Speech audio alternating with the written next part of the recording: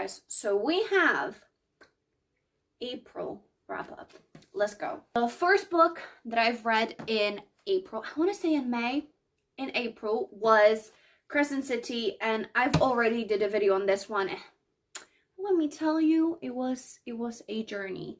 It was absolutely fantastic. 5 out of 5. Broke my heart, rocked my world.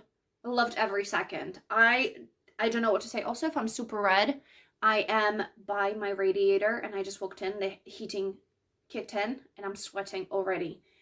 Whew, absolutely 5 out of 5 stars. Loved every second of it. Hated majority. Fantastic. Fantastic. We have a Bryce who has her best friend, and she is kind of like, I don't care about anything attitude. Her friend is killed, and Bryce is kind of asked to help with finding the actual killer. The next book that I've read was a dinner guests, and so we have 4 people. 4 people together, 2 husbands, a son, and then a stranger. We have 1 person dies, but we have like two points of view. We have a whole entire like behind the scenes. I enjoyed it. I give the 4 stars. So I don't want to say too much because I feel like it's better if you go to it kind of blindly. So I did enjoy it. It was about 3.54 stars. I enjoyed it. The next book that I've read was the Sanatorium, which I did, again, a video on this one.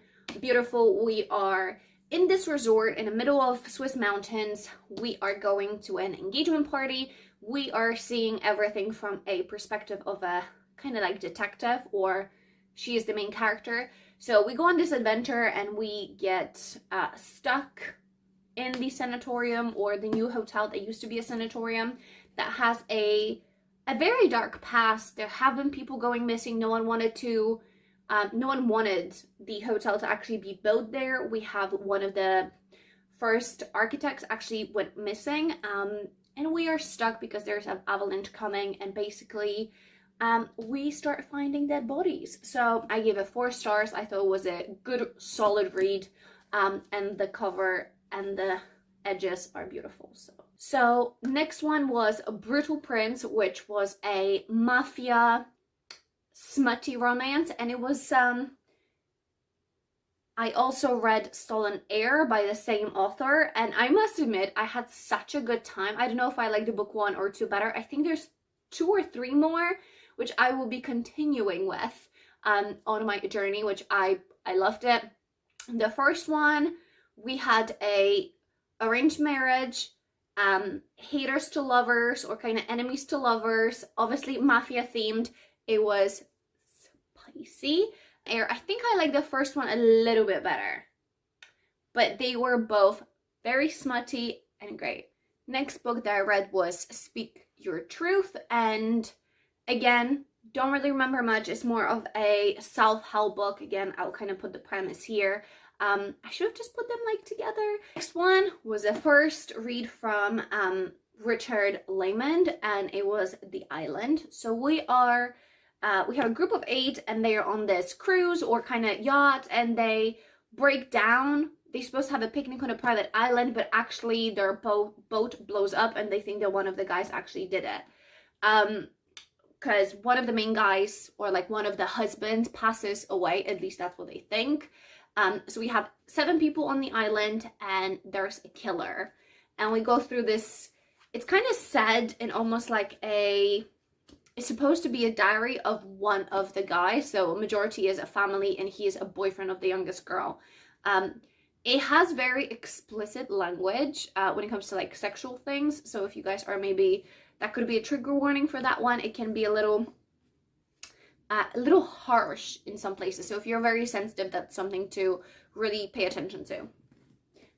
And I gave it 4.5 stars because I really enjoyed it. I thought it kept me on my toes. It's quite chunky, but it was amazing. So next one was my Stephen King of the month, and that was the book Later. And freaky, but I also enjoyed it. I know it is a crime one, so I see why they had to go with crime, but I feel like it would have been so much better if they went into more of the boy's ability to see ghosts. So I really enjoyed it. I gave it 4 stars again. That was a quick read. I would recommend if you can get it, and the cover is quite cute. Wife Between Us was a reread for me. So we have this, it kind of seems like a ex-wife that's a little bit unhinged, can't let go of the husband. He has a new pretty young thing, but actually there's something that we don't know, and like the narrator, it's not really reliable, which I like and I don't. And so I thought that I reread it, and then I went into my Kindle, and actually turns out that I did read it, I think in the beginning of last year, but I reread it and I enjoyed it again. 4 star, well, 3.5 stars. I wouldn't say that it's like an amazing book, but it was fine even rereading it. It is Box, and guys, this book, I think I'm going to murder someone when I read this one. So the premise of the book is that now we live in this new world, and that's in America, where whoever is in charge is very religious, and they believe that females shouldn't really have the voice, that we are made from a man, that therefore we only live to serve them. So now no woman works. Women have those little bracelets on their hand that after they use up their word count for the day, which is 100 words, they will get electrocuted. Imagine a world where no female works. And we're talking, that is from a perspective of a doctor. She was like top of the top doctor, scientist people, and she is now made to stay at home. There's no books, there's no woman not supposed to read, they're not supposed to watch TV unless it's sports or cooking or gardening, because they're supposed to take care of the garden and their family, and they should be obedient and just do everything that's going to please a man. So one person, I'm going to spoil something, she has the son that's like coming to be 17, 18. What a little prick he is. I was like, listen, if I was already struggling like this, I would have smacked you with that book like nobody's business. He's like, soon enough, because she like, no, she smacked him or she said something to him. He's like, well, soon enough, that's going to be a punishment, or that's going to be a crime to... I would have slashed your throat in the middle of the night, child. Like, I wish I didn't pop you out. Oh, thrilling, kept me on my toes. It literally gave me attitude on one of the days, which... First audiobook was Not My Romeo, and we're set in Valentine's Day. So it's Valentine's Day and a girl has a blind date. So all she knows is that he's a weather man, and she's supposed to meet him, and he's going to wear a blue shirt. So she texts him like, I'm sorry, I'm running late, I'll be there in a minute. She walks into the restaurant they're supposed to meet at, and there's a guy. He sits alone in a blue shirt. So she goes over, sits down. She's like, hey, hello, how are you? I texted you, what's going on? And she's very self-assured, and she's going, well, the guy that she's on a blind date with is not what it seems like. That's not the weather man. So we have, again, 2 different perspectives.